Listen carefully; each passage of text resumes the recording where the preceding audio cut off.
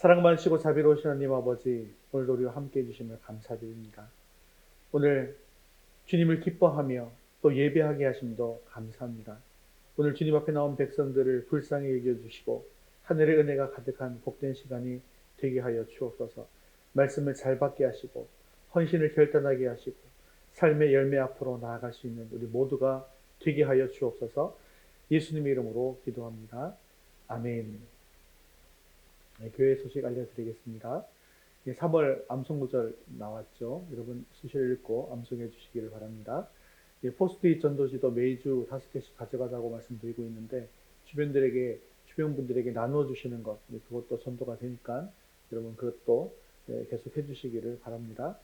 가정교회 평신도 세미나 일정도 여러분 확인해 보시고 또 휴가를 내실 분들은 미리미리 좀 생각하셔서 휴가도 내주시고 그래서 참석 가능한 날짜도 확인해 주시기를 바랍니다.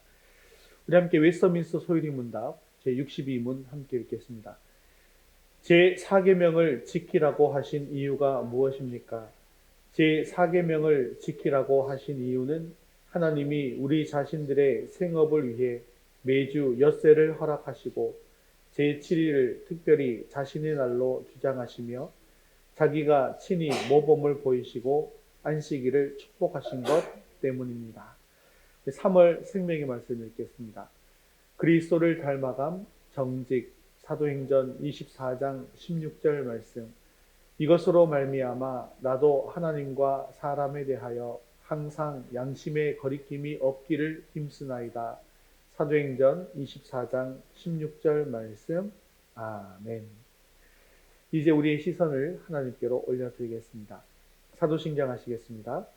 전능하사 천지를 만드신 하나님 아버지를 내가 믿사오며 그 외아들 우리 주 예수 그리스도를 믿사오니 이는 성령으로 잉태하사 동정녀 마리아에게 나시고 본디오 빌라도에게 고난을 받으사 십자가에 못 박혀 죽으시고 장사한 지 사흘 만에 죽은 자 가운데에서 다시 살아나시며 하늘에 오르사 전능하신 하나님 우편에 앉아 계시다가 저리로서 산 자와 죽은 자를 심판하러 오시리라. 성령을 믿사오며 거룩한 공예와 성도가 서로 교통하는 것과 죄를 사하여 주시는 것과 몸이 다시 사는 것과 영원히 사는 것을 믿사옵나이다. 아멘. 오늘도 우리의 찬양과 영광을 받으실 하나님께 찬송가 185장 이 기쁜 소식을 함께 찬양드리겠습니다. 이 기쁜 소식을 온 세상에 전합시다. 성령이 오셨습니다. 할렐루야. 이 기쁜 소식을 온 세상 전하세. 그 환한 고통을 당한 자인들 주 믿는 성도들 다 전할 소식을 성령이 오셨네. 성령이 오셨네. 성령이 오셨네. 내 주에 보내신 성령이 오셨네. 이 기쁜 소식을 온 세상 전하세.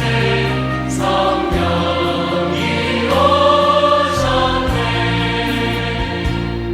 바다의 앞에서 저 사로잡힌 자 다 구원하시고 잠자리 주셨네. 승리의 노래가 온 성에 들리니 성령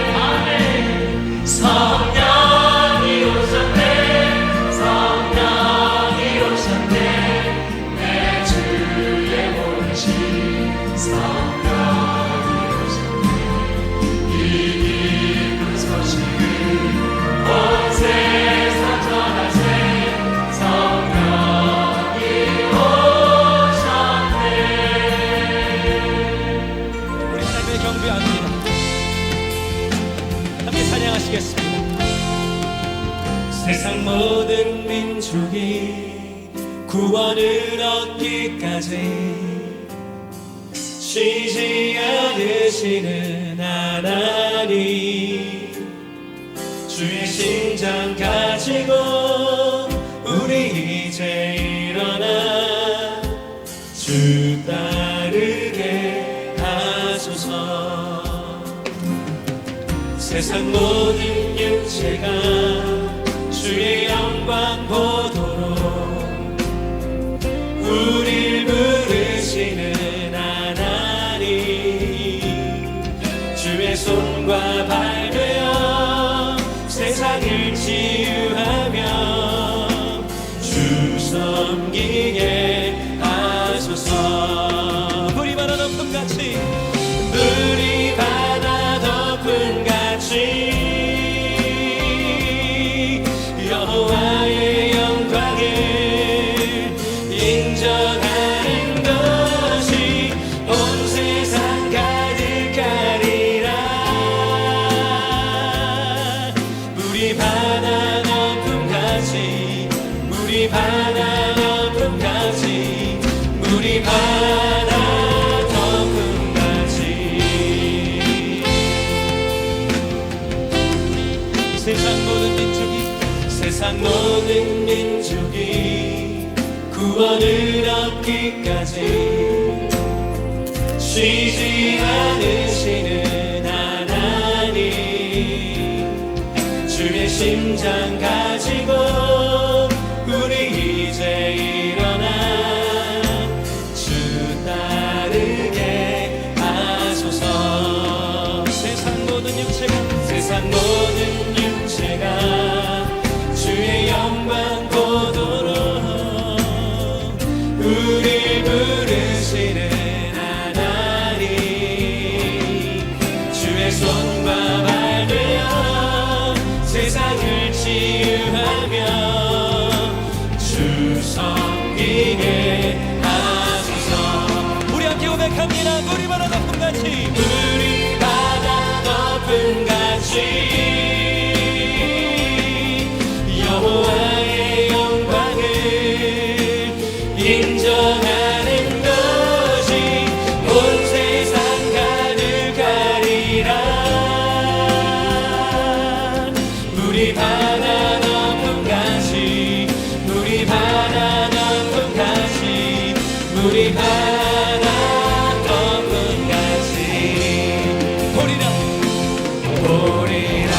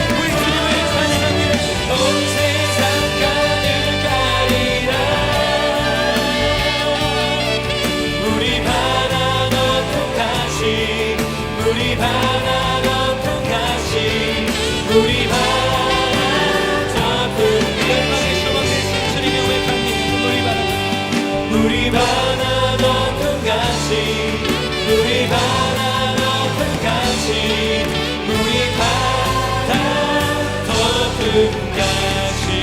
하나님께 영광 박수로 찬양합니다. 할렐루야. 주님, 이분은 산에서 일어나셔서 하늘의 문을 여시고 이거 보고 있었습니다. 주의 얼굴을 구하며 찬양합니다. 하늘의 문을 여소서 이곳을 주목하소서 주를 향한 찬양이 꺼지지 않으리 하늘을 열고 보소서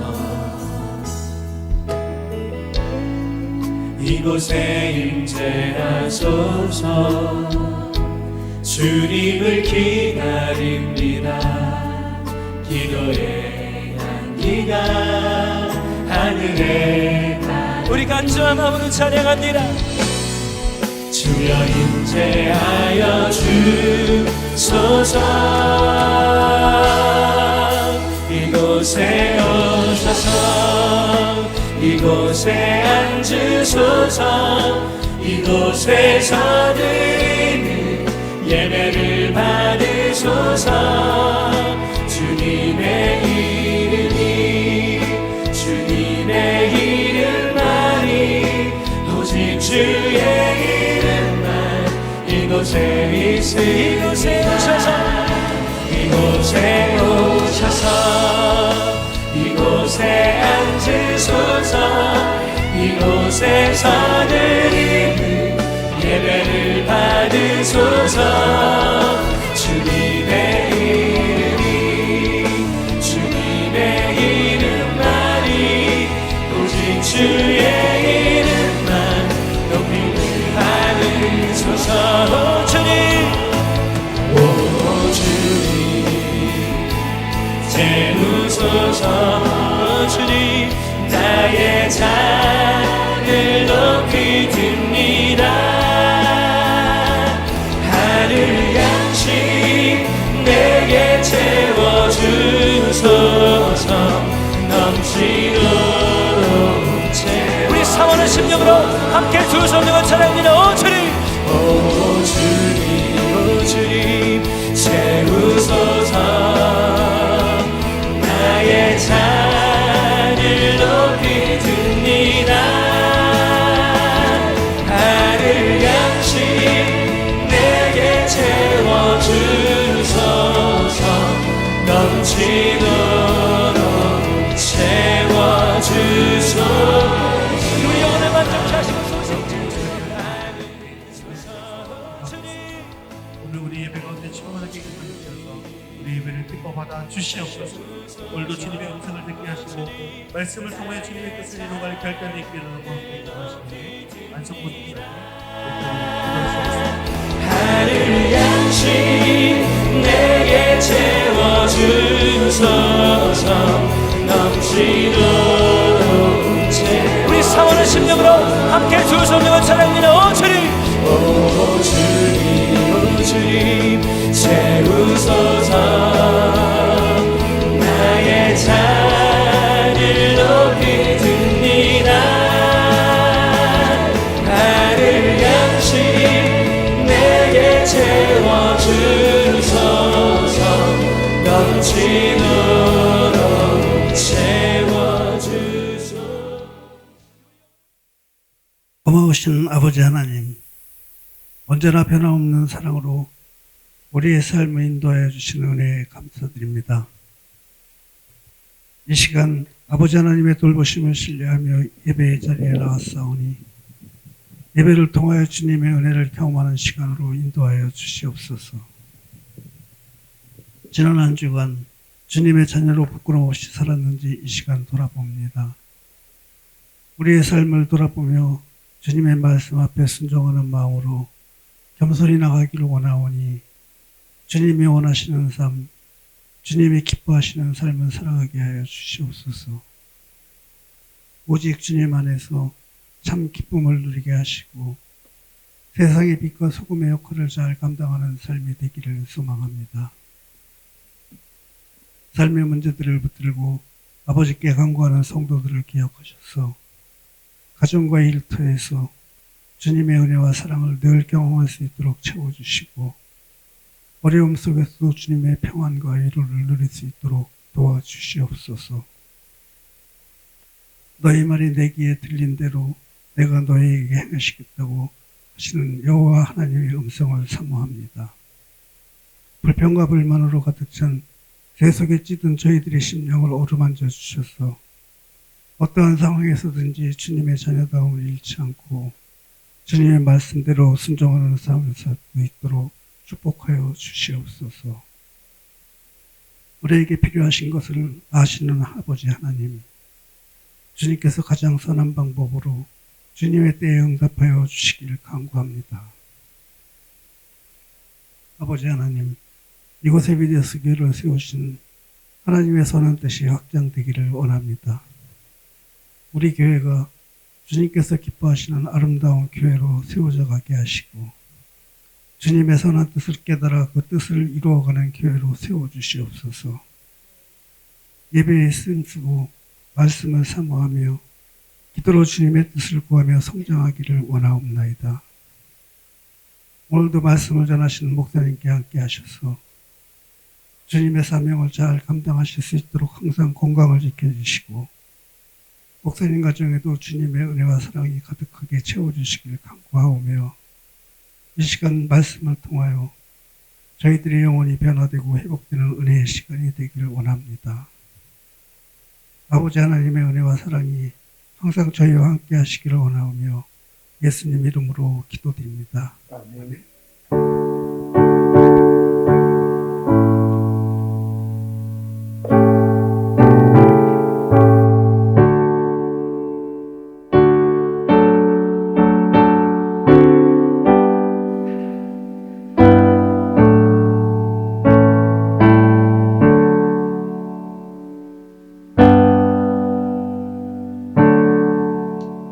오늘 주신 하나님 말씀은 누가복음 10장 1절에서 3절까지 말씀입니다. 누가복음 10장 1절에서 3절까지 말씀 신약성경 110면에 있습니다. 우리 한 목소리로 같이 읽겠습니다. 그 후에 주께서 따로 70인을 세우사 친히 가시려는 각 동네와 각 지역으로 둘씩 앞서 보내시며 이르시되 추수할 것은 많되 일꾼이 적으니 그러므로 추수하는 주인에게 청하여 추수할 일꾼들을 보내주소서 하라. 갈지어다 내가 너희를 보냄이 어린 양을 이리 가운데로 보냄과 같도다. 아멘. 예, 오늘 말씀 속에는 70인의 제자를 파송하는 장면이 나오고 있는데요. 우리가 12제자의 파송, 이것이 굉장히 익숙하잖아요. 그런데 70인의 제자 파송이라고 하는 것은 별로 익숙하지가 않은 생소한 사건입니다. 이것은 사복음서 중에 누가복음에만 유일하게 기록되어 있기 때문이죠.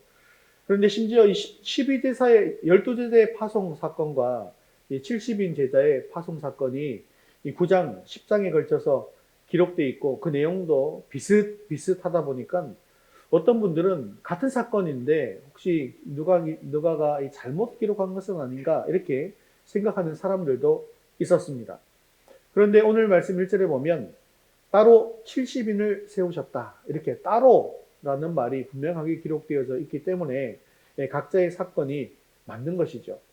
물론 이 기록에도 따로라고 되어 있지만 이 사역 시기도 서로 다른 것을 보면 이것이 각각의 사건인 것을 알 수 있습니다. 이 12제자의 파송 사건은 우리가 잘 아는 바와 같이 갈릴리 사역하는 도중에 파송한 것입니다. 그런데 이 70인 제자 파송은요, 이 중기인 갈릴리 사역과는 다르게 이 후기 사역인 유대 사역 시기에 파송한 것이기 때문에 또 엄연히 다른 사건이라고 이야기할 수 있습니다. 예수님 당시의 종교 지도자 중에는 랍비라고 하는 사람들이 있었습니다. 그들은 오늘날의 이 목사들처럼 하나님의 말씀을 가르치는 이 교사의 역할을 감당하던 사람들이었는데요. 한 곳에 정착해서 가르치는 그런 랍비가 있었고 유랑에서 다니면서 가르치는 그런 랍비가 있었습니다. 예수님은 그 당시에 랍비로 불렸는데 어떤 랍비에 속하는 것일까요? 유랑에서 다니시는, 그래서 가르치시는 랍비에 해당되는 것이었죠. 하지만 예수님은 랍비로 불리는 것을 원하지 않으셨습니다. 아마 12제자들도 다 랍비라고 불리지 않았을까 생각이 되었습니다.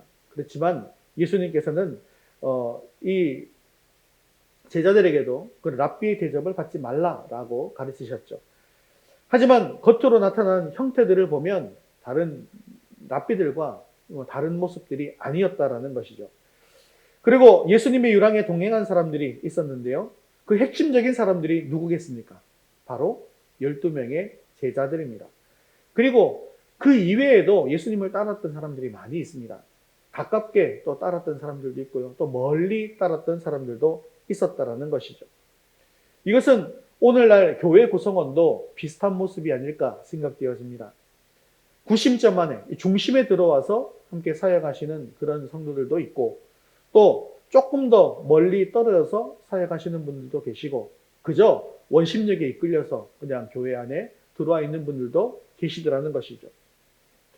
이렇게 예수님을 따르는 많은 집단들 중에서 또 70명의 제자들이 있었던 것입니다. 그리고 이 70명은 12명의 제자 못지않게 예수님의 측근이었던 사람들이었습니다. 그들이 예수님에게서 12제자와 같은 내용에 속하는 그런 명령을 받게 되었고 수행하게 되었다라는 것을 보면 이들도 엄청난 예수님의 측근이다라는 것을 알 수가 있는 것이죠. 주님께서 이렇게 제자들을 파송한 것은 그 이유가 무엇 때문이겠습니까? 그것은 바로 복음을 전하기 위함이었다는 것입니다. 그런데요, 지금 이 시대를 우리가 전도가 쉬운 시대라고 합니까? 어려운 시대라고 합니까? 예, 전도가 어렵다고 얘기합니다. 특히 코로나를 지나면서 더더욱 어려워졌다라고 이야기하시는 분들이 많습니다. 그러면 어려우니까 안 하면 그만일까요? 한번 다시 생각해 봅시다. 예수님 당시 그 시대에 복음을 전하는 것이 어려웠을까요? 아니면 지금 이 시대에 복음을 전하는 것이 어려울까요? 예수님 당시 복음을 전하는 것이 훨씬 더 어려웠을 것입니다. 그런데요, 복음을 전하는 때는 따로 정해져 있는 것이 아닙니다. 하나님의 자녀이자 예수님의 제자들인 우리들은 모두 다 이 제자들과 같이 복음 전파의 사명을 가지고 이 땅에 보냄받은 자들입니다. 그렇기 때문에 우리는 때를 얻든지 얻지 못하든지 복음을 전해야 한다는 것이죠. 오늘 70인 제자 파송을 하시면서 우리에게 하시는 말씀을, 예수님의 그 음성을 들을 수 있기를 바랍니다. 다시 한번 복음의 사도로 부름받은 우리의 정체성을 확인하는 그런 복된 시간이 될 수 있기를 주님의 이름으로 축원합니다. 우리 첫 번째 같이 읽겠습니다. 지금은 추수할 것이 많은 때입니다. 예수님은 70명의 제자들을 따로 불러놓고 이렇게 말씀하시는데 2절 말씀 계속해서 읽겠습니다. 이르시되 추수할 것은 많되 일꾼이 적으니 그러므로 추수하는 주인에게 청하여 추수할 일꾼들을 보내주소서 하라. 아멘. 지금 예수님께서는 70명의 제자를 파송하면서 지금 때가 어느 때다라고 얘기하는 것입니까? 추수할 때이다 라고 이야기하고 있습니다. 추수는요, 곡식의 결실을 거두는 행위이죠. 그리고 농사의 마지막입니다. 농부는요, 무엇 때문에 농사를 짓는 것입니까? 추수를 하기 위해서 농사를 짓는 것입니다. 추수할 것이 적거나 추수할 것이 없다고 한다면 그의 농사는 실패한 것이죠. 그와 반대로 추수할 것이 많다라고 하면 그의 농사는 성공한 것입니다. 왜 그렇습니까? 이것은 바로 추수가 바로 농사의 목적이고 농사의 결과이기 때문입니다. 그런데요, 이런 추수의 모습은 구약에서 어떻게 묘사되고 있냐면 종말의 모습으로 자주 소개되고 심판의 모습으로 소개되는 것을 볼 수가 있습니다. 미가에 보면 이스라엘을 조롱하고 괴롭히는 이방인들을 타작마당에 모아서 심판한다라고 이야기하고 있습니다. 타작마당에서 뭐 하는 거예요? 막 이렇게 후드려 패는 것이죠. 그래서 타작마당에서 심판한다. 또 이사야는요, 농부가 과실을 추수해서 모으는 것처럼 이스라엘을 모으겠다라고 말하는 것을 볼 수가 있습니다. 그래서 추수한 곡식들은 어디로 가는 거예요? 곡간으로 가는 거예요. 이게 어디일까요? 천국으로 간다는 거예요. 그러면 추수가 다 탈곡이 끝난 나머지는 다 어디로 가는 걸까요? 불구덩이 속으로 들어가는 거죠.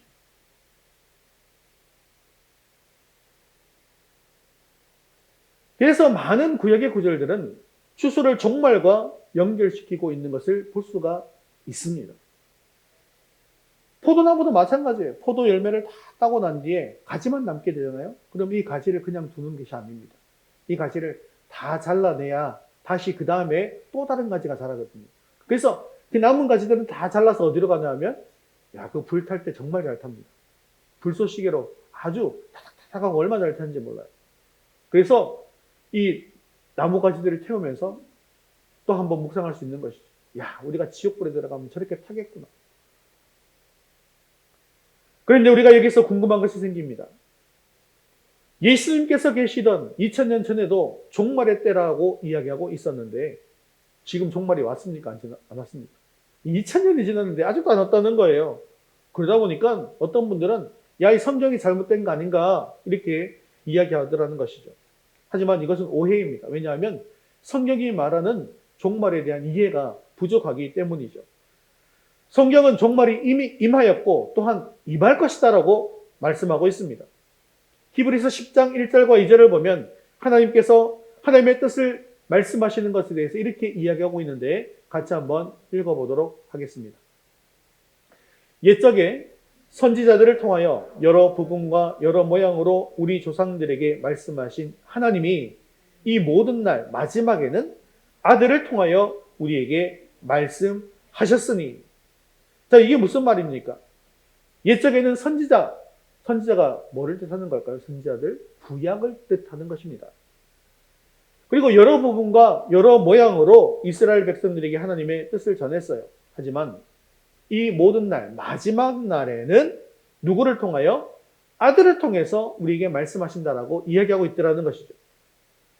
즉, 예수님께서 이 땅에 내려오신 그때가 바로 종말의 때라는 것입니다.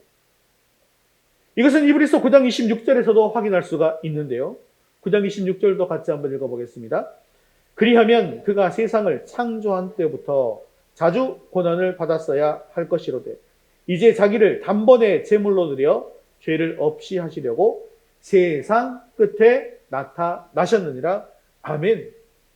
예수님이 단번에 제물로 드려져서 죄를 없이 하시려고 세상 끝에 나타나셨다라고 말씀하시죠. 즉 예수님이 오시기 전에는 종말이 시작되지 않았지만 예수님이 오신 후에 이제 종말이 시작된다는 것입니다. 물론 예수님이 오심으로 종말은 시작되었어요. 그런데 그 종말이 완성된 것은 아니라는 것이죠. 그러면 종말의 완성은 언제일까요? 예수님께서 다시 이 땅에 오시게 될 때, 즉 재림하실 때라는 것입니다. 예수님께서 올라가신 모습 그대로 다시 내려올 때 종말은 완성된다는 것이죠. 그래서 바울이 말한 디모데후서 3장 1절에서 5절의 모습은 바로 종말의 때 말세의 모습이 어떠한가에 대해서 이야기하고 있는데요. 지금 이 모습이 어떤 모습인지 또 말세의 현상은 어떤 것인지 한번 보시기 바랍니다. 같이 한번 읽어보겠습니다. 말세에 사람들이 자기를 사랑하며 돈을 사랑하며 자랑하며 교만하며 비방하며 부모를 거역하며 감사하지 아니하며 거룩하지 아니하며 무정하며 원통함을 풀지 아니하며 모함하며 절제하지 못하며 사나우며 선한 것을 좋아하지 아니하며 배신하며 조급하며 자만하며 쾌락을 사랑하기를 하나님 사랑하는 것보다 더하며. 2000년 전에 쓰여진 말씀인데요. 종말의 때, 말세에 이렇답니다. 지금 이게 어느 시대 같습니까? 지금 이 시대 같지 않습니까? 그렇기 때문에 우리는 항상 지금 내가 말세에 살고 있다, 종말의 때에 살고 있다라는 것을 잊어서는 안 된다는 것이죠.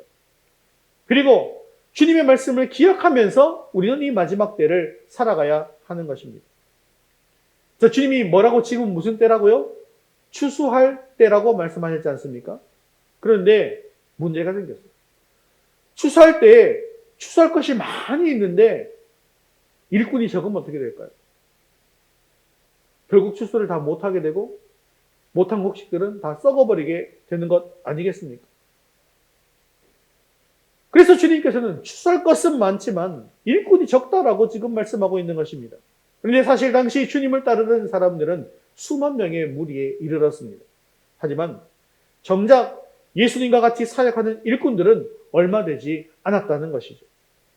주님을 따르는 무리는 많았지만 일꾼이 적은 이유가 무엇 때문일까요? 그것은요, 유대교의 권세가 그때 너무나 대단했기 때문에 그 권세가 두려워서 적극적으로 돕지 않는 사람들이 많이 있었다는 것입니다. 또 그런 무리 말고 또 다른 분들은 어떤 분들이 있었냐면 오히려 주님께로부터 도움받기를 원하는 사람들이 많이 따랐다는 것이죠. 표적을 바라고 떡을 바라고 병을 고치고자 하는 사람들이 많았다는 것입니다. 그런 사람들이 거의 대부분이다 보니까 일꾼은 적었던 것이죠. 그런데요, 이것은 지금도 동일하게 적용되는 사실인 것을 기억하셔야 합니다. 교회 안에도 주님을 따르는 사람들은 많이 있어요. 하지만 일꾼은 많지 않은 것입니다. 또 어떤 분들은 지금 이삭 죽기의 때이지 전도의 때는 아니다. 지금 전도가 다 됐기 때문에 교회 부흥의 시대는 끝이 났다라고 이야기하는 사람들이 있습니다. 즉 전도 대사장자들이 추수가 끝난 밭에 그냥 떨어진 이삭들처럼 희귀해졌다라는 그런 뜻이기도 하죠. 하지만 과연 그렇습니까? 지금 믿을 사람들이 다 믿어서 더 이상 전도할 사람이 없는 것입니까? 주변을 한번 살펴보십시오. 믿지 않는 사람들이 오히려 더 대부분 아닙니까? 코로나를 지나면서 교회 이야기 꺼내는 것, 교회 가자는 것, 교회 가는 것, 이런 것들이 더 꺼려지는 분위기가 되지 않았습니까? 그렇기 때문에 지금이야말로 주님께서 말씀하시는 것처럼 추수할 것은 많은데 추수한 일꾼이 적은 시기인 것입니다. 사랑하는 성도 여러분, 지금도 하나님의 구원 섭리는 계속되고 있습니다. 구원받아야 할 영혼들이 너무나 많다는 것을 우리는 기억해야 합니다. 이 땅의 모든 사람들이 다 구원받아야 할 대상이라는 것이죠. 하나님의 구원 섭리는 주님이 오실 그날까지 계속되는 것입니다. 그리고 주님께서 지금 이 시간 기다리고 있는 것은 추수할 일꾼들입니다. 그러므로 추수의 때가 이를 때까지 주님께서 맡기신 이 전도의 사명을 온전히 감당함으로 주님께서 기뻐하시는 위더스 교회 모든 성도를 낼 수 있기를 주님의 이름으로 축원합니다. 우리 두 번째 같이 읽겠습니다. 우리는 파송받은 제자입니다.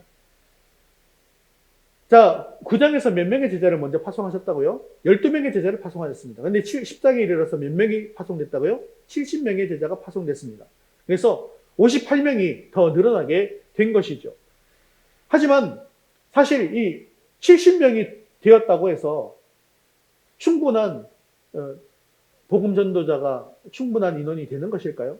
사실 그렇지만은 않지 않겠습니까? 왜 그렇습니까? 12명에서 70명으로 되긴 했지만 앞으로는 더 많은 사람들이 필요할 것입니다. 왜 그렇습니까? 앞으로 교회는 30배, 60배, 100배로 결실하게 될 것이기 때문이죠. 그렇기 때문에 이 70명의 인원이 파송되었다라고 하는 것이 어떤 의미인지 우리는 잘 생각해 보아야 합니다. 그리고 결론적으로 말씀드리면 예수님께서는 이 70명을 파송함으로 말미암아서 이제 앞으로 더 많은 제자들이 복음 전도자로 파송되어야 한다라는 것을 말씀하고 있더라는 것이죠. 더 많은 사람들이 복음 전도자가 된다는 말은 70명의 제자가 갖는 복음의 권위와 역할을 더 많은 사람들이 나누어 가져야 한다는 것을 의미하는 것입니다. 그래서 우리가 지난주에 살펴봤잖아요. 12명의 제자들이 가지고 있던 이 권위와 역할은 독점해야 한다, 독점해서는 안 된다, 독점해서는 안 된다라는 것이죠. 그래서 12명의 제자가 가진 이 권위의 역할을 이제 70명의 제자들이 나누어 가지게 되어집니다. 그리고 이 12명의 역할을 70명도 또 하게 되어지는 것이죠. 12명의 제자의 권위와 역할이 이 70명의 제자들에게 확장된 것입니다. 그런데요, 이것으로 그냥 끝이 난 것이 아닙니다. 70명만 특별하고 70명만 권위를 가진 자가 아니라 더 많은 이가 이 복음의 권위를 가지고 복음 증거자의 역할을 감당해야 한다라고 말씀하시는 의미라는 것이죠. 그러면 이 70명의 제자 파송은 어떤 의미를 가지는 것일까요? 유대인들에게 있어서 이 숫자 70이라고 하는 것은 중요한 의미를 가지고 있습니다. 예, 성경을 보시면 숫자가 비슷비슷한 숫자가 계속해서 반복되어져 있는 것을 여러분 볼 수가 있지 않습니까? 그러면 이 숫자 70은 무엇을 의미하는 것일까요? 그것은 숫자 7과 10의 곱을 이야기하는 것인데요. 숫자 7은요, 무엇을 뜻하는 걸까요? 숫자 7. 7 하면 생각나는 거 무엇입니까? 천지를 창조하실 때 며칠 동안 창조했습니까? 7일 동안 창조하셨죠. 그래서 7을 완전수라고 이야기합니다. 그리고 7일 동안 하나님께서 하신 일이기 때문에 거룩을 상징합니다. 즉, 완전을 상징하는 또 거룩을 상징하는 숫자 7에 10은 뭐를 뜻하는지 아세요? 10. 숫자 10도 많이 나오잖아요. 성경에. 10 하면 생각나는 것. 빠르게 생각나는 것. 11조. 자, 11조는 뭐라 그랬죠? 전체가 10인데 그 중에 내가 1을 바쳤지만 전체를 다 드린 것처럼 받아주시겠다라는 게 11조라고 그랬죠. 그럼 10은 무엇을 뜻하는 것입니까? 10은 전체를 뜻하는 것입니다. 그러면 거룩을 뜻하는 숫자 7에 전체 10을 곱하면 몇이 되는 거예요? 70이죠? 그럼 거룩한 무리 전체가 되는 것입니다. 즉 70인의 제자는 모든 성도들을 상징하는 것입니다. 이것은 야곱의 자손의 예로 확인할 수가 있는데요. 야곱은 몇 명의 아들을 가지고 있습니까? 몇 명의 아들을 낳았어요?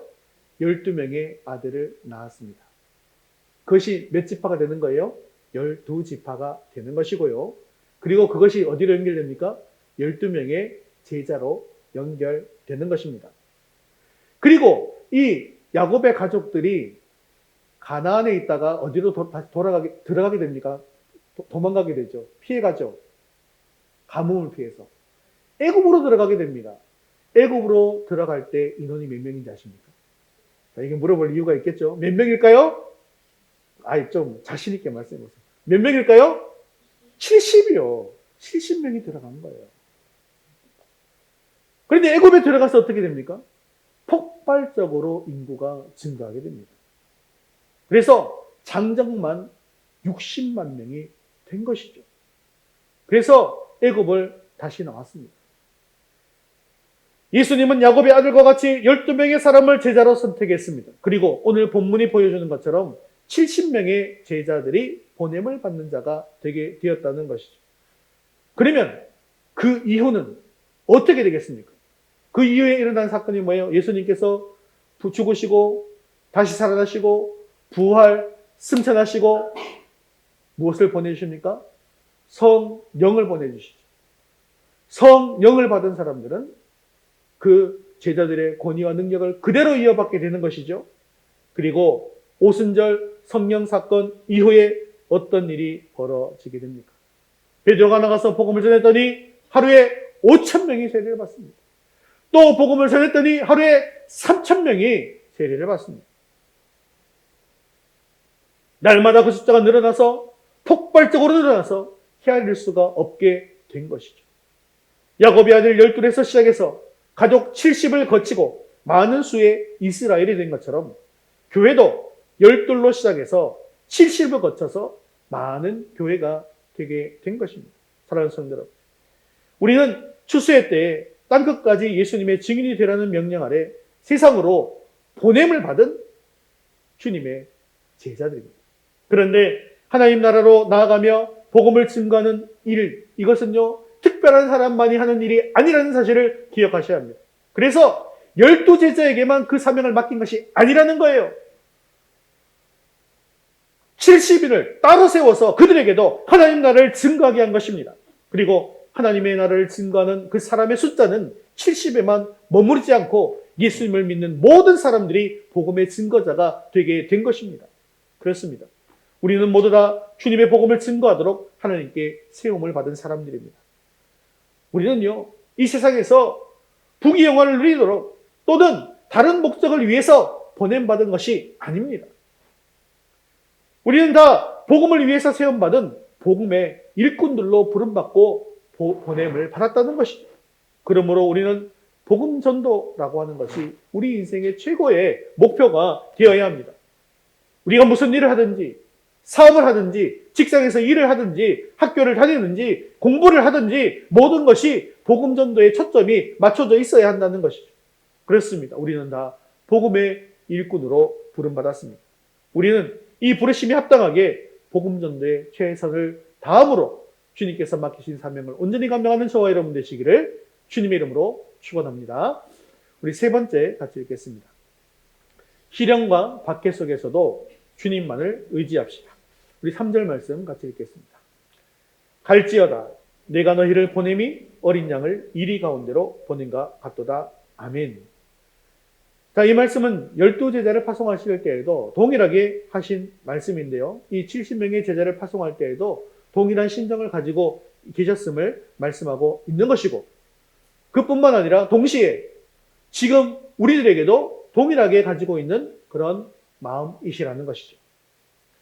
예수님은 70명의 제자가 무엇이라고 얘기합니까? 어린 양이다 라고 말씀하셨어요. 그리고 제자들이 만날 이들이 바로 일이다 라고 말씀하셨습니다. 여러분, 어린 양과 이리의 관계는 어떻습니까? 서로 돌보는 관계입니까? 아니죠. 먹고 먹히는 관계입니다. 어린 양은요, 100이면 100 다 이리에게 먹히고 마는 것입니다. 죄악과 거짓과 위선으로 가득 찬 이 세상은 복음을 전하는 자들에게 있어서는 맹수가 우글거리는 정글과 같은 곳이다라는 거예요. 그러다 보니까 복음을 들고 세상을 향하는 제자들은 이 땅에서 시련과 박해를 피할 수가 없는 것입니다. 성도들 가운데는 하나님만 믿으면 이 세상에서 행복한 일만 생기고 어떠한 고난도 없을 것이다 라고 생각하는 경우가 있습니다. 그런데 그렇습니까? 그렇지 않습니다. 성도들은요, 하나님을 믿기 때문에 오히려 악한 세상에서 시련과 핍박을 당하는 것입니다. 실제로 예수님을 믿는 사람들은 예수님 그 당시에 극심한 핍박과 박해에 시달렸습니다. 7 집사 중에 하나였던 스데반 집사님 어땠습니까? 예수님 복음 증거하다가 어떻게 되었어요? 돌에 맞아서 생명을 다했습니다. 교회를 박해하다가 예수님을 믿게 된 바울이 있었죠. 그런데 이 사람도 예수님 전하니까 어떻게 됩니까? 옥에 갇히고 매를 맞고 여러 번 죽을 뻔하였습니다. 사도들은 어떻습니까? 자, 사도들이 복음을 전하니까 교회가 어떻게 성장했어요? 아까 말씀드렸잖아요. 막 5,000명, 3,000명, 10,000명 막 이렇게 막 성장하지 않습니까? 그러면 사도들은 뭐 지금으로 따지면 목사님들과 다름이 없잖아요. 그러면 10,000명 교회, 20,000명 교회 목사님이 된 거예요. 그런데 그분들은 그 교회에서 호의호시 가지 않습니다. 나아가서 복음을 증거합니다. 그러다가 어떻게 합니까? 말씀하시는 것처럼 시련과 박해를 피하지 못하고 결국 목숨을 바쳐서 복음을 전하다가 순교하시지 않았습니다. 그러므로 예수님의 제자라고 한다면 복음을 전하면서 당하는 이 시련과 핍박은 각오해야 한다는 것입니다. 사실 시련과 핍박은 성도가 진실된 믿음을 가지고 있다라고 하는 증거가 된다라고 요한복음 15장 19절도 이야기하고 있는데요. 같이 읽겠습니다. 너희가 세상에 속하였으면 세상이 자기의 것을 사랑할 것이나 너희는 세상에 속한 자가 아니요 도리어 내가 너희를 세상에서 택하였기 때문에 세상이 너희를 미워하느니라. 사랑하는 성도들, 예수님의 제자의 삶은 이처럼 맹수들이 우글거리는 정글 속에서 살아가는 삶과 같은 것입니다. 하지만 결코 이것은 이상한 일이 아니라는 것이죠. 예수님께서 먼저 그 길을 가셨기 때문에 그 제자들도 그 길을 따라서 가는 것입니다. 이미 제자들은 예루살렘을 향해서 가시는 예수님에 대한 그런 사람들의 반응을 다 경험했습니다. 사람들이 예수님을 배척하는 모습도 다 보았습니다. 예수님이 십자가의 길을 걸어가시면서 모진 고통과 핍박을 당하시고 십자가에 달려 죽으시는 것도 다 보았습니다. 그러므로 앞으로 당연히 내가 복음을 전하다 보면 이런 일을 당할 것이다 라고 생각할 수 있지 않겠습니까? 그런데도 예수님께서는 제자들에게 무엇이라고 명령하십니까? 갈지어다. 갈지어다. 우리는 왜 그런 무서운 곳으로 가야만 하는 것입니까? 그것은 바로 주님께서 갈지어다 가라 명령하셨고 그것이 제자의 책임이기 때문입니다. 그러면 예수님은 이 제자들을 그저 사지로 내몰고만 계시는 것일까요? 아닙니다. 어린 양은 늘 이리에게 잡아 먹히기만 하는 것입니까? 그 어린 양이 어떻게 계속해서 살아갈 수 있겠어요? 다 잡아먹히는데.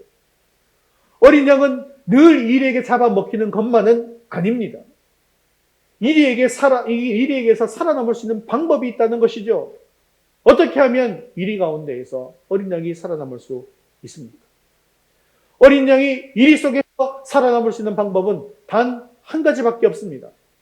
그것은 바로 누구와 함께 있는 것입니까? 목자와 함께 있는 것입니다. 목자는 막대기와 돌팔매를 가지고 이런 무기들을 가지고 이리가 다가오면 이리를 다 물리칩니다. 어린 양을 보호합니다. 즉 목자의 보호를 받으면 된다는 거예요. 그러면 양이 내가 이리로부터 이리에게 이기기 위해서 어린 양이 매일 팔굽혀펴기 하고 막 헬스하고 무도를 닦아서 하면은 이리를 이길 수 있습니까? 하지도 않겠지만 그렇게 해가지고 이길 수가 없는 것이잖아요. 없잖아요. 그죠? 그렇기 때문에 양에게 있어서는요, 중요한 건 이게 내가 얼마나 강해질 수 있는가 이게 중요한 것이 아니라는 거예요. 중요한 것은요, 강하시고 능하신 목자의 보호를 받는 것, 이게 중요하더라는 겁니다. 그래서 그 목자를 믿고 그 목자와 함께 있는 것, 이것이 중요하더라는 거예요. 그래서 예수님은 이어지는 말씀에서 이 양 같은 일꾼들이 어떻게 목자이신 하나님을 의지하고 일해야 할 것인가에 대해서 말씀하고 있는 것입니다. 그것이 바로 4절의 말씀인데 4절에 보면 이렇게 말씀하시죠. 같이 읽겠습니다. 전대나 배낭이나 신발을 가지지 말며, 즉 아무것도 가지지 말며. 이것은 무엇을 뜻하는 것입니까? 내 것은 의지하지 말고, 내 능력 의지하지 말고 철저하게 하나님의 능력을 의지해라. 철저하게 목자 대신 주님만을 의지해야 한다는 것입니다. 그렇습니다. 우리는 어린 양과 같이 한없이 부족합니다. 그것이 사실입니다. 하지만 나에게 능력을 주시고 권위를 주시는 그런 주님과 함께라면 우리는 언제든지 일이 한가운데로 들어갈 수가 있습니다. 우리는 여전히 부족합니다. 하지만 철저하게 예수님을 의지하고 철저하게 성령님을 의지하고 나아가면 주님께서 반드시 역사해 주십니다. 이렇게 70인의 제자들과 같이 오직 주님만을 의지하고 전도에 힘쓰므로 말미암아서 이 종말의 때, 마지막 때에 믿는 사람들이 많아지고 또 주님 앞에 나아가는 일이 많아지는 그런 놀라운 역사가 일어나게 되어지기를 주님의 이름으로 축원합니다. 말씀을 맺겠습니다. 예수님께서는 70명을 떠나보내면서 지금의 때가 마지막 때이다. 그리고 더 많은 일꾼들이 필요하다라고 말씀하셨습니다. 하지만 많은 사람들이 오늘 지금 이 시간이 마지막 때라는 사실을 잊고 나태하게 살아가고 있습니다. 추수할 것이 너무나 많이 있는데도 불구하고, 그래서 일꾼이 더 필요함에도 불구하고 나는 그 일꾼이 아니야 라고 생각하면서 부경꾼이 되어가고 있더라는 것입니다. 추수하지 못한 그 곡식들은 결국 다 썩어지게 되는 거예요. 심판 때에 이르면요, 그들은 다 지옥불에 떨어지게 되어지는 것입니다. 사랑하는 성도 여러분, 주님께서는 우리에게 이 마지막 때에 복음을 전하라고 말씀하고 계십니다. 지금껏 내 가족들에게 또는 내 주변의 사람들에게, 내 친구들에게 쑥스러워서 혹시나 내가 이야기했지만 거절을 당할까봐 두려워서, 또는 내가 이렇게 이야기하면, 복음을 전하면 핍박당할까봐 전하지 못했다고 한다면 다시 회개하시고 돌이키시기를 바랍니다. 다시금 그들을 붙들고 기도하십시오. 그리고 그들에게 복음을 전하시기를 바랍니다. 내가 씨앗을 뿌려놓으면요, 언젠가는 그것이 싹이 나고 자라나게 됩니다. 그리고 결국 열매를 맺게 된다는 사실을 기억하시기를 바랍니다. 지금 나는 씨앗을 뿌린다고 생각하셔야죠. 우리가 전도하는 데 좀 더 쉽습니다. 또는 내가 건축을 하는데 내가 벽돌을 하나 쌓는다는 그런 마음으로 전도를 하시면 전도하는 것이 훨씬 더 쉽습니다. 그렇게 우리는 농사를 지어가는 거예요. 건축을 해 나가는 것입니다. 물론 마지막 때 누가 열매를 따게 되겠죠. 따는 사람이 나일 수도 있고요, 다른 사람일 수도 있습니다.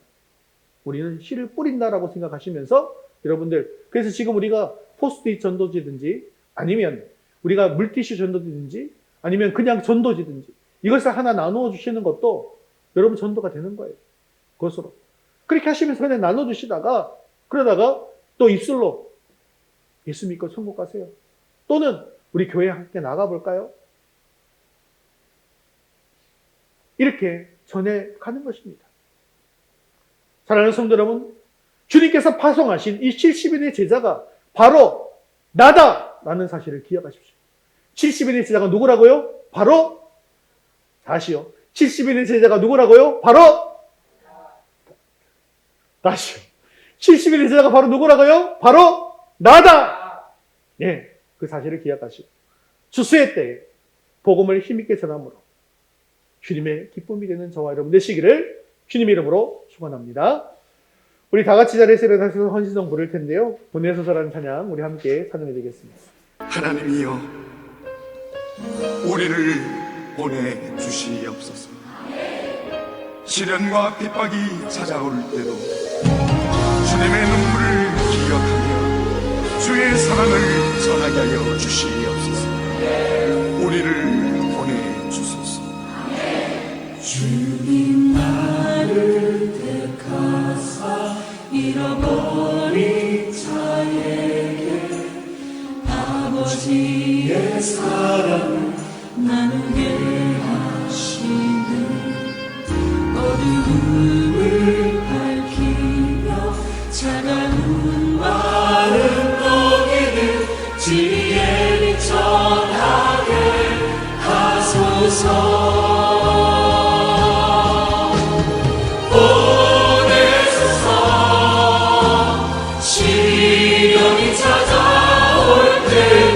주님의 눈물 기억하게 하소서. 보내소서. 주께서 가신 길을 나도 걸어가게 하소서.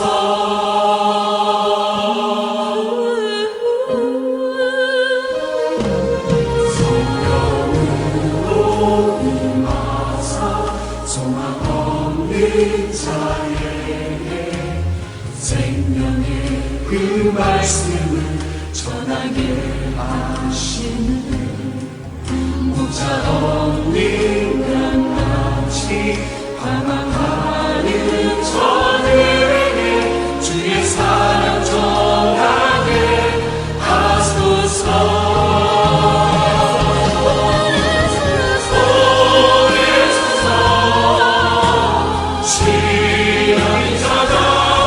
때도 주님의 눈물 기억하게 하소서. 보내소서.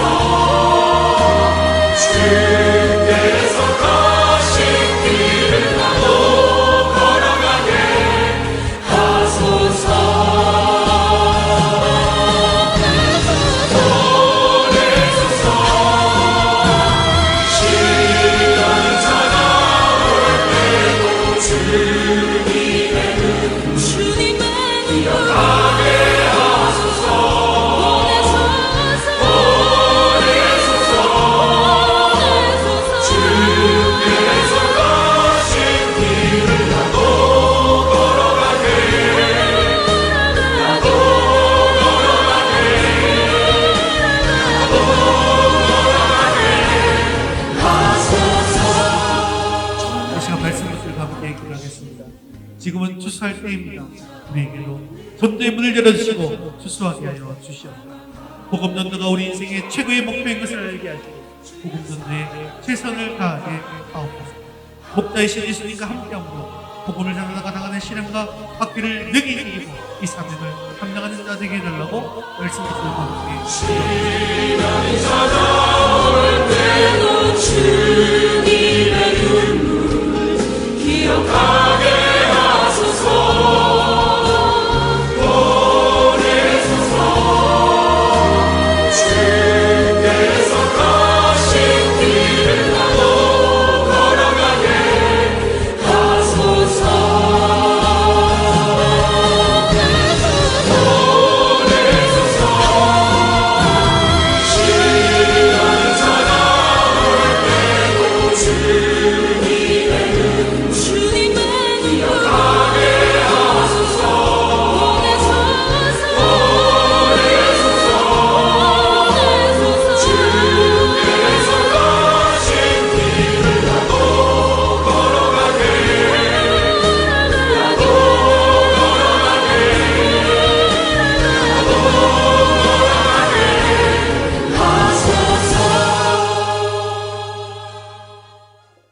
사랑과 은혜가 충만하신 자비로우신 하나님 아버지, 오늘도 말씀의 은혜 주심을 감사합니다. 주님께서는 지금이 바로 추수할 때라고 말씀하십니다. 하지만 우리는 지금 추수의 때가 지났으며 추수할 곡식이 없다면서 나태함에 빠져 있음을 고백합니다. 또한 코로나로 인해서 전도가 어렵다면서 나태함에 빠졌음을 고백합니다. 주님, 용서해 주시옵소서. 지금이 바로 추수할 때인 것을 알고 주님 말씀하신 대로 우리 모두가 추수할 일꾼이 되게 하여 주시옵소서.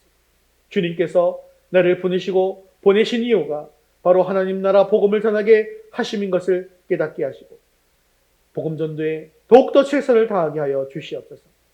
이리 때와 같은 세상에 나가게 될지라도 목자이신 예수님과 함께함으로 이리의 위협에서 건져내 주시옵시고 성령의 능력으로 복음 전함으로 말미암아 교회가 확장되게 하여 주시옵소서. 우리 위더스 교회가 말씀을 잘 가르치고 열심히 전도하고 기도에 힘쓰고 모든 병과 약한 것이 고쳐지며 사랑이 넘치는 교회가 되게 해 주셔서 이런 좋은 소문들이 이 지역에 널리 퍼져나갈 수 있도록 인도하여 주시옵소서. 아직도 복음이 믿어지지 않아서 어둠 속에 살아가고 있는 이들을 불쌍히 여겨 주시어서 주님 앞으로 속히 나올 수 있도록 은혜를 베풀어 주시옵소서. 사랑이 많으신 하나님 아버지, 이번 한 주간 더욱더 하나님 나라를 위해서 기도하는 우리가 되게 하여 주시옵소서. 그 길이 하나님 나라를 확장하는 데 나아가는 그 길이 비록 좁은 길이라 할지라도 기쁨으로 나아갈 수 있는 우리 모든 성도를 될 수 있도록 인도하여 주시옵소서. 기도할 때마다 주님께서 주신 그 마음이 회복될 수 있도록 인도해 주시옵시고 하나님 나라를 꿈꾸며 살아가는 자들 될 수 있도록 인도하여 주옵소서. 매일매일 하나님의 영광을 위해 살아가는 우리 모든 성도들 될 수 있도록 인도하여 주옵소서. 특별히 아직도 주님 품을 떠나 있는 자녀들을 주님 친히 만져 주시어서 다시 주님 품 안에 돌아올 수 있도록 인도하여 주시옵소서. 우리의 생명 되시고 소망 되시는 예수 그리스도의 이름으로 기도드리옵나이다. 아멘. 이제는 우리 주 예수 그리스도의 은혜와 하나님 아버지의 크신 사랑하심과 성령님의 위로 교통하심이 추수할 때 일꾼이 되어서 이 땅에 복음을 전하기를 원하는 사랑하는 모든 성도들 위해 이제부터 영원까지 함께 있을지어다. 아멘.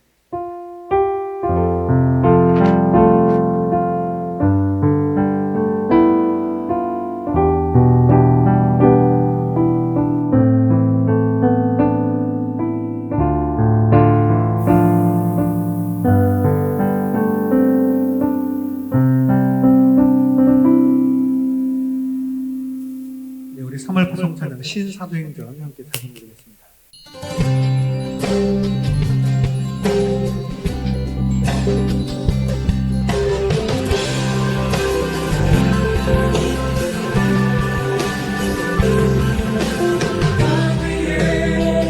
하나님의 교회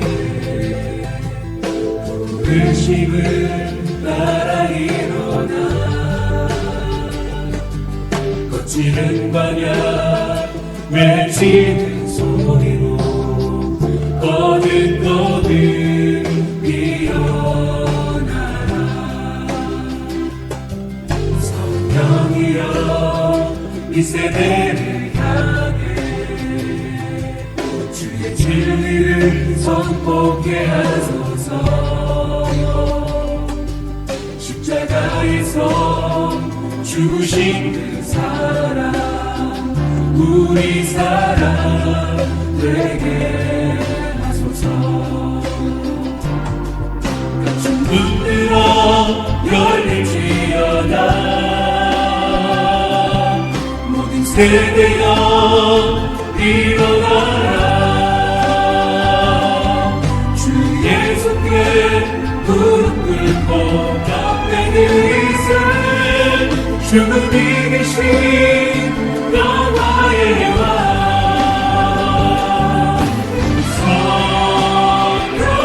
성령이여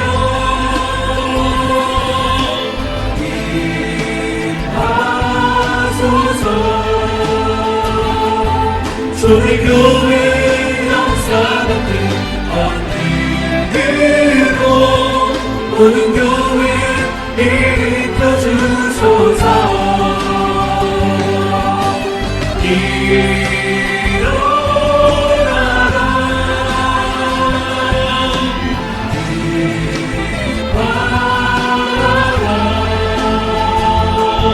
승리의 길 높이 들고 전진하라. 주님 오실 길 대비하라.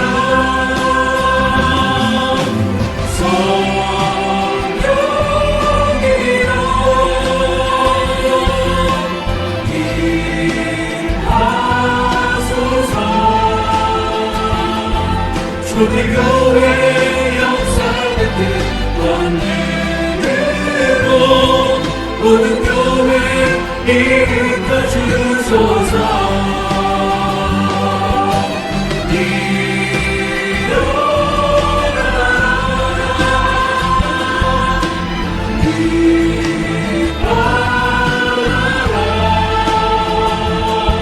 승리의 길 높이 들고 전진하라. 주님 오실 길 예비하라. 할렐루야. 우리 하나님 배우에 드리겠습니다. 네, 믿음으로 승리하는 한 주시기 바랍니다.